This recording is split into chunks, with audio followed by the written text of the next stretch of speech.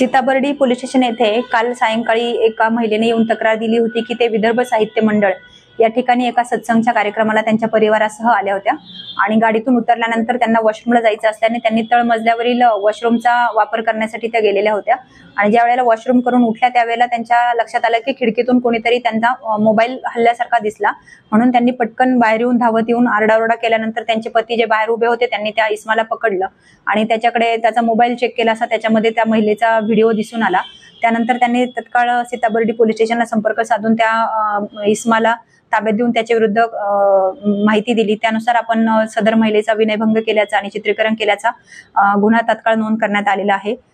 सदर आरोपी हा मंगेश विनायकराव खापरे राहणार कासारपुला गल्ली सागर सेल्सच्या वर तहसील नागपूर या ठिकाणी राहणारा असून तो एका खाजगी शाळेमध्ये चित्रकलेच्या शिक्षकाचं काम करत आहे। सदर इस्माचं रेकॉर्ड आम्ही काढलं असं त्याच्यावर यापूर्वी देखील अंबाझरी पोलीस स्टेशनमध्ये असेच महिलांचे वॉशरूम करतानाचे गुन्हा दाखल आहे आणि त्या गुन्ह्यात देखील त्याला अटक करण्यात आलेली होती आणि त्या इस्माकडे चौकशी केली असता त्याने त्याची कौटुंबिक पत्नीसोबत वाद आहेत आणि पत्नी माहेरी गेल्यानंतर तो स्वतःला खूप एकटं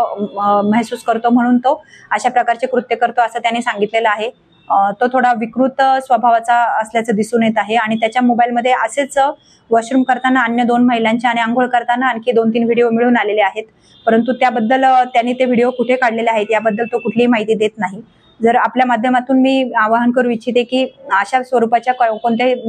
महिलेसोबत घटना घडलेली आहे परंतु त्यांनी पोलीस स्टेशनला तक्रार दिलेली नसेल तर त्यांनी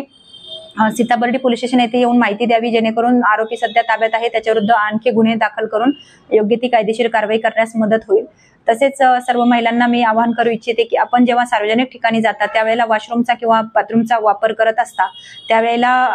अवतीभोवतीची सुरक्षितता बघावी, तिथे कॅमेरे आहेत का किंवा मोबाईलचा वापर होत आहे का किंवा खिडकीतून कोणी डोकून पाहत आहे का जेणेकरून तुमची प्रायव्हसी डिस्टर्ब होणार नाही आणि ती सुरक्षित राहील यासाठी मी आपणास आवाहन करते। तर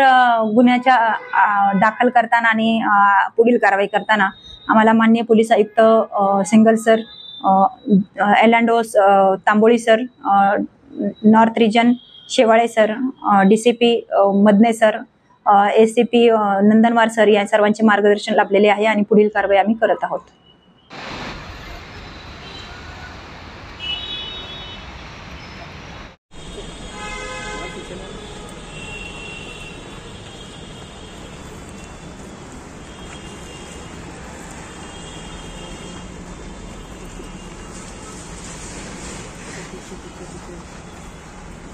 मैडम पीछे